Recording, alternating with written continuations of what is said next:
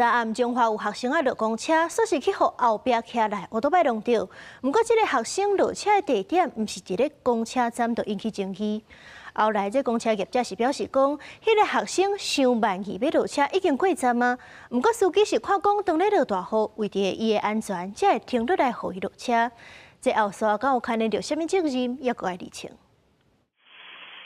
天色黑暗，搁落大雨，一台为中华王水尾方向行的中华客运6907路公车，伫河美店中心路停落来，车顶一名女学生落车，拄啊好，一台为边仔经过机车弄倒规定拢互监视器翕到。这件车祸发生伫19尾仔嘛晚6点左右，女学生真紧徛起来压雨伞，公车司机行到门边向学生确认无代志就驶走，然后骑机车的人家己报案。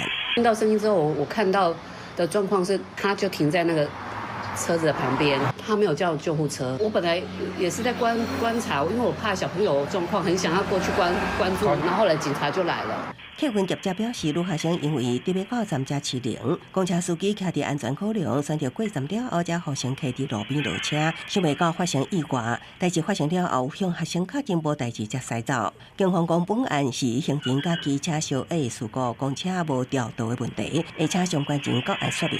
驾驶员有在第一个时间点，也有问这位乘客，是否有受伤，有需要我们协助。